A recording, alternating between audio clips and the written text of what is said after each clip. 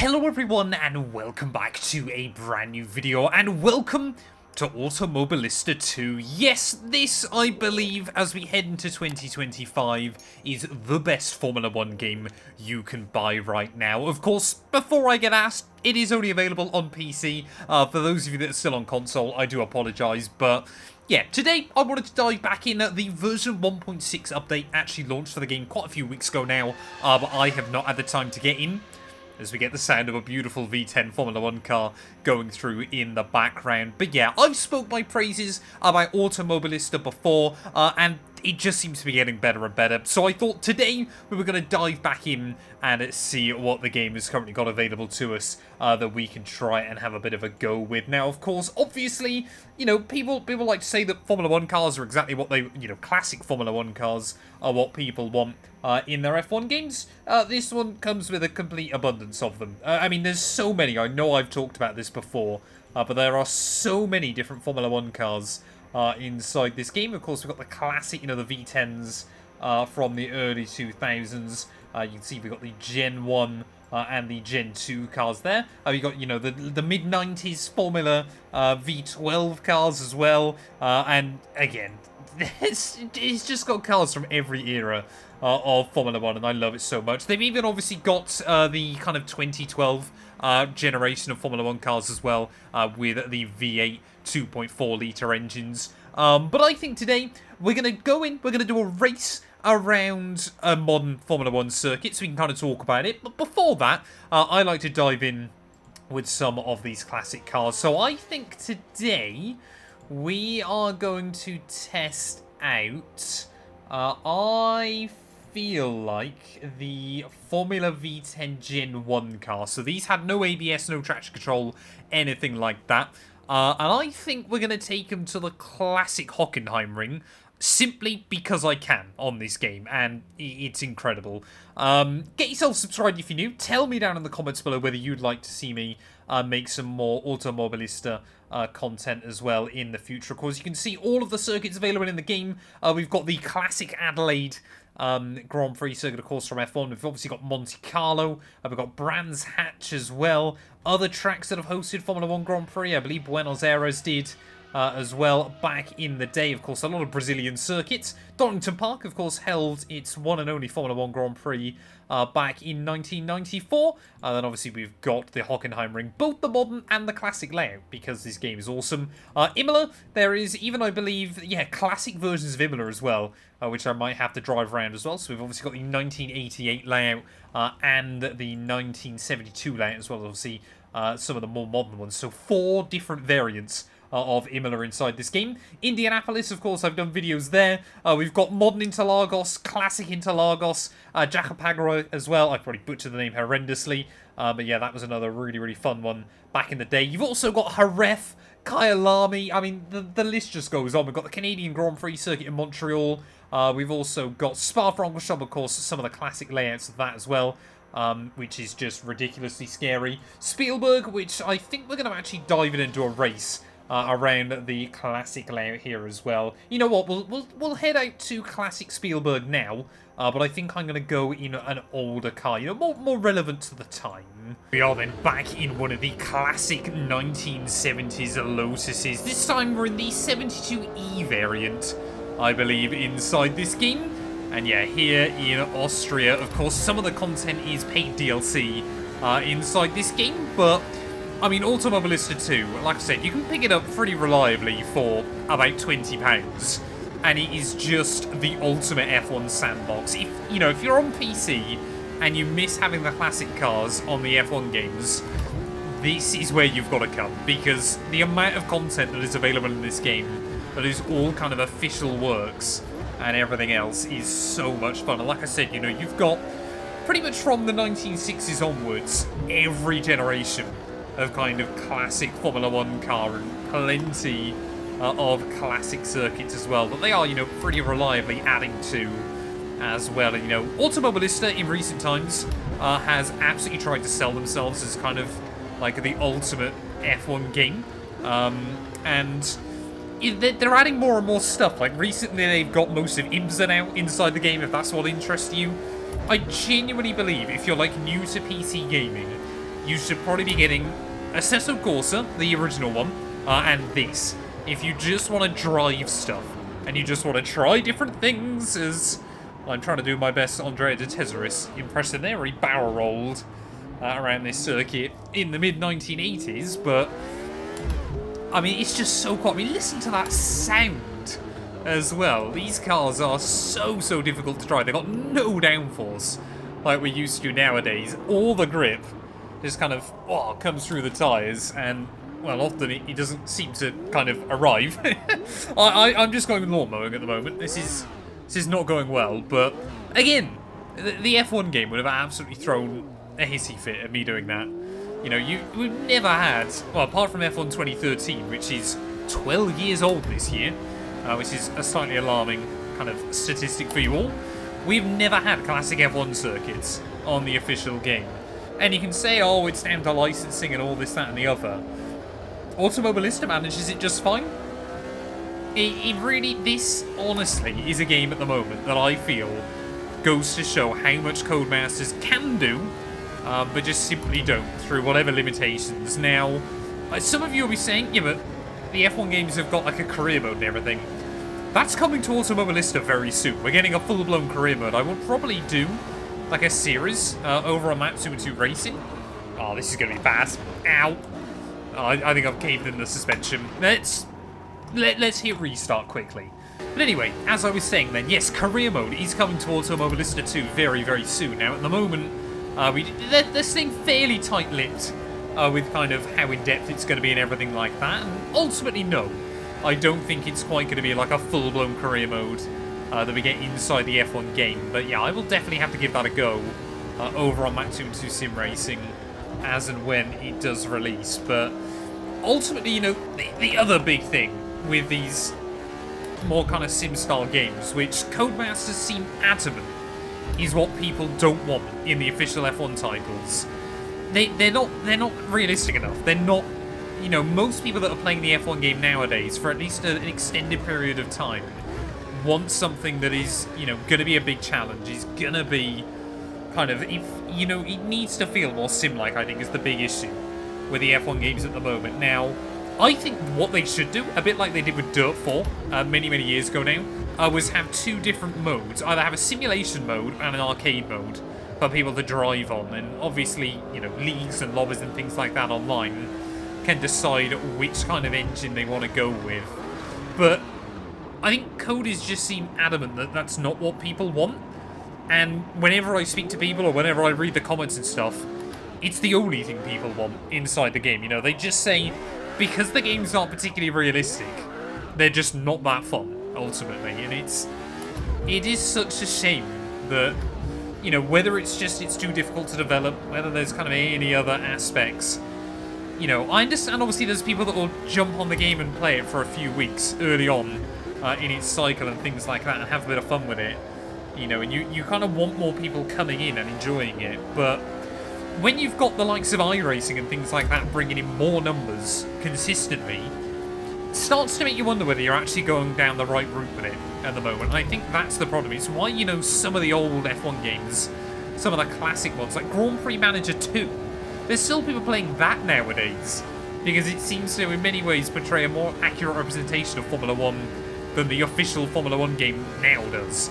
You know, we've spoke about kind of like 24 and 22 and things like that in recent years with their interesting physics engine and things like that, but I just beg 1 year Cody's try, because they can do it. They've proved it with the rally games.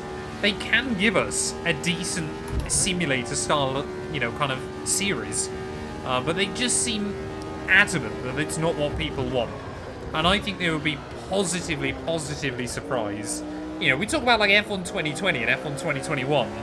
They had what felt like fairly realistic handling models and things like that. You know, they felt kind of the right level of punishment at the end of the day. And it seems like we said, F1 22 was just bizarre. F1 23 was a pretty good balance, actually, but 24 has been made far too easy. And ultimately, I think that's why a lot of people aren't playing it. You've got to appreciate that, I think after the boom in popularity that we saw in F1 a few years ago, that the best way you're going to keep people coming back to the games is by, you know, the people that are still watching and playing and things like that, they're the ones that want a more realistic experience. They're the ones that, you know, that is important to, hence why they keep coming back.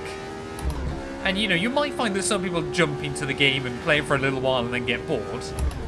But, like, they're going to go back to the old F1 games. There's plenty of more arcade-style games that they can play as well at the end of the day. But, I mean, yeah, this Lotus, though, is so much fun. I know this is going to end up being a bit of a ranty video about the Cody's F1 games. But, again, like I said, it's just because Automobilista and Razor, they're a tiny little team out of Brazil, and they can build this, which is so fun. I mean, we're trying to hang this car on the ragged edge and trying to heel and tow it as best as I can in towards the corners. Admittedly, I'm also trying to do manual sequential shifting with flappy paddles, which is quite a challenge in its own right, but blipping the throttle down, listening to the car sing around this circuit as well there as we try and put the power down off of these corners and really just try and hang on to it. This will be a game that, you know, people keep playing and things like that. Whoa, big drift. Can I hold on to it? Oh, just about. No, I can't. Oh, that is good fun. That is good fun. Let's go take on a modern Formula 1 car then. Like I said, I think we'll head to the Hockenheim ring, the classic version there, because, well, F1 needs to go back to the Hockenheim ring. Well, here we are then. We have got 20 modern-day Formula 1 cars here for a race around the classic Hockenheim ring circuit. This is the 1977 layout, I believe, so even the chicanes here, I think, are going to be a bit more of a recommendation than kind of anything set in stone. And that, I think, is going to make things very, very interesting. I believe I might have done a race like this similarly in the past on this game, but it's a combo that just keeps coming back to me every single time I play this game as well. Then, let's see what we've got into the first chicane. Looks like it's going to be, okay, fourth gear on the way in. Obviously very, very narrow as we try and put the power down on the way out. I believe we're on the hard difficulty setting as well inside this game, so we might struggle to make too many moves here. But ultimately, yeah, this race is just going to be a bit of a slipstream fest. And if you ever wonder, if you're a newer Formula 1 fan and you see people moaning about missing the classic Hockenheim ring, this is exactly what they're on about. This place was just 7 kilometers just under of pretty much flat-out driving for the most part. Of course, yeah, there'll be little bits of it you recognise. Obviously, the first corner and the final sector of the lap are all fairly you know, kind of familiar and everything like that. But even this car as well, of course, you know, is meant to be an accurate depiction of a modern-day Formula 1 car, and it feels so fun and rewarding to drive. Now, unlike on the F1 games, I've actually got to be very careful about kind of rotating the front end. Through some of the slower speed stuff, it feels a little bit more like the F1 games, but you can kind of feel what the back end's doing. It's something that the Cody's F1 games over the last couple of years, you haven't ever quite got. You know, 2022, you just had no idea. 2023 was fairly good. 2024, although there is a lot of grip on the rear end, it's certainly, you know, you can't quite rely on it. You can't quite trust it like you can the cars on this game there, as we did make up one spot then on that opening lap. But again, speeds of almost 350 kilometers an hour to make our way down in towards the chicane. And the AI on here as well. They're not afraid to give you a hard time. Now, obviously, Cody's F1 games, the AI are fairly kind of lenient until randomly I seem to find that they keep trying to break my front wing at the moment. This game, though, you know, they're more willing to battle with each other. They're more willing to kind of take risks and things like that. And, of course, obviously, they're much more versatile as well because they deal with, you know, a lot more different tracks and everything else there. As you can just see, one of the Williams-themed cars trying to come back at me in towards the next chicane there. I mean, look at that. They're willing to try it on the brakes around the outside of you into a corner. The AI on the F1 games at the moment just do not battle you enough. Like, they just simply don't. And it is such a shame, you know, because they will occasionally kind of give you a run for your money, but all of the moves are done in a straight line. You know, it is just the DRS trains and things like that. And I think Codemasters know that obviously on F1 24 they did get it completely wrong. With kind of the new ERS model. Apparently, They obviously brought out the new ERS, kind of the way it operates and stuff, but left the AI using it the way they used to. They never retrained them in time, which seems rather pointless to release them like that, because, yeah, they just don't use it appropriately. So it means on some tracks they're OP, and on other tracks they're very underpowered. It's desperately something they need to work on, is the AI difficulty kind of across the board. I mean, look at that, 3 wide almost, as we make our way down this straight. Again, we're going to try and look to the outside of a couple of drivers, but, you know, immediately, if you try and hesitate out of it, you're getting squeezed out by the next guy behind. You're either attacking or you're trying to defend here, and look at that, we just got nudged out slightly. It wasn't a ridiculously aggressive move, but it was kind of fair, but firm, and that's what I love with the AI inside this game now. This corner again, I've got no idea how the AI taking that at the speed they are, as we're going to go a little bit of lawn mowing on the exit, and, you know, you can feel the car bouncing around, you can feel it struggling to try and find the grip again, but yeah, it's just, as I keep saying, oh, hello, he was a little bit slow on the exit of the corner. This is exactly how good the AI could be on the F1 game. This is exactly how the F1 game could feel.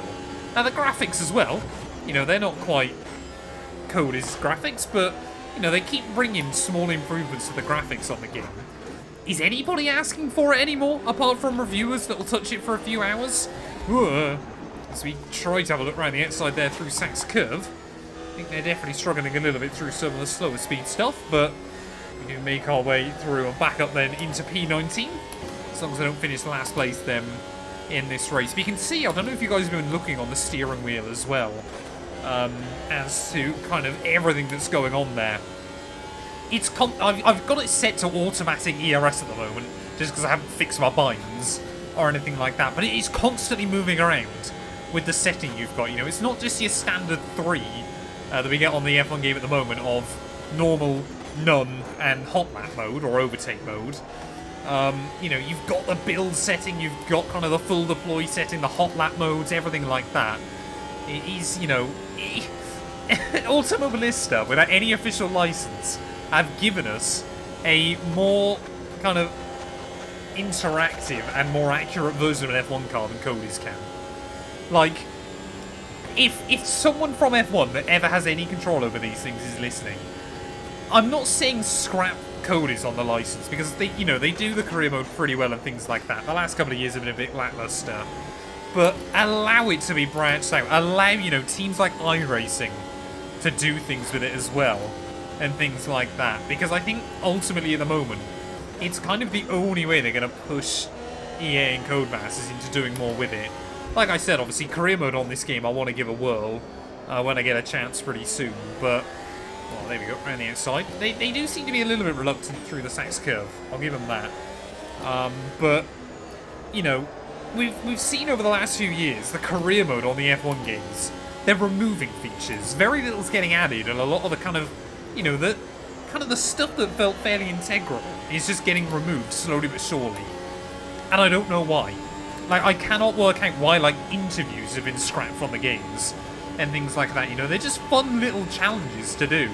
They can kind of affect things as well. Now, I watched a video recently about F1 2019 and that game's kind of career mode, and I think it kind of did career mode better than anyone realised at the time, with that integration of kind of the Breaking Point storyline before it was the Breaking Point storyline, but into the career mode. That, I think, is what we need to see back inside the games, and I want to remain, you know, optimistic that 2025 is going to see some big overhauls to career mode. You know, my team was an absolute revelation that just kind of feels like they did it, and they haven't done anything else with it, and that's a real shame as well to kind of see. So I'm trying not to flat swap the tyres. That's another thing I wish we had more of on the official games. Obviously, they've made a better job with how the cars lock up now, but it definitely still isn't punishing enough. Like, if you completely snag the fronts, they should be wrecked almost immediately. Or if you try and send that guy to the shadow round, you know, luckily I've got damage off for this one. I think we've just got tyre wear on and everything else there. As, yeah, they definitely are struggling through Sachs Curve. I don't know what that's all about. The rest of the lap, they're absolutely fine, but Sachs Curve, you know, it even goes to show that getting the AI perfect on a game like this is not the easiest feat in the world there. But 2 laps to go then. I mean, oh, I've probably had seen more fun and more battling than I would in a normal 50% F1 career mode race. Because you're not just waiting for the DRS every single time. Like, it is just the amount of DRS trains we've seen on F124 is such a shame. Because it has kind of completely killed any kind of strategy or, you know, competitive racing or even career mode. It says it all when the, you know, the esports series looks the same as a career mode race. Because it is all just about the ERS management until the very last lap. And of course we've seen and heard about all these potential exploits that have been utilised kind of in that regard as well. But yeah, we just... This is the ultimate F1 sandbox right now. This game just is. Like, you can do so much with it out of the box that you just can't really do with any other F1 game. And we kind of need coders to embrace that a bit more. Embrace kind of the history. Bring back classic cars. Get us some classic circuits as well. I'm kind of hoping it's something that comes along with naturally. With, like, Spa, for example, going on to an alternating calendar and things like that. That hopefully we'll kind of see more tracks inside the game. But, like, we've lost La Castellet from the most recent couple of titles. Obviously, we've still got Portimao. But, you know, bring us Istanbul, bring us the normal Hockenheim ring or the Nürburgring. Things like that that already existed in the games in years gone by. And, you know, it might well be a licensing thing, but for Season 2, like, these circuits aren't gonna... I can't see these circuits kind of going, nah, we don't really want you to be racing Formula 1 cars there. Why wouldn't they? It just makes so little sense. And especially, you know, with, like I said, the Hockenheim ring and, you know, Vietnam is another great one. Or Sepang. Some of these tracks are genuinely still hidden in the game files. And yet they won't use them. Like, it just beggars belief. And especially with, you know, the new anti-cheat and things like that. Have absolutely kneecapped the modding community as well this year. And it is such a shame to see, because if the career mode was better, that would be fine. If online was better, that would be fine.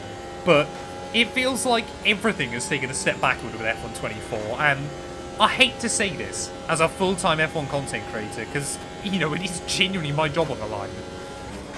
F125 could be make or break for them. Like, I'm not joking. Like, I'm sure, yes, another company will pick up the F1 game license if something were to happen, but it's genuinely getting to the point now where there's all these rumours coming out that, you know, potentially we could see another developer try and take it over and things like that. And we just don't know how long that would take and everything else, but... I mean, this has ended up being as much of a rant about F124 as it has been about how good Automobilista 2 is, but...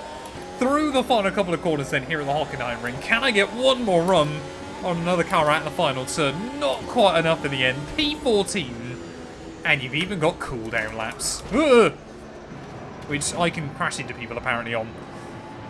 This game's just got it all, man. I love it. I love it so much. Like I said, if you're bored of the F1 game, this is the title right now that you need to give a try on PC. The new 1.6 update for Automobilista 2 is fantastic.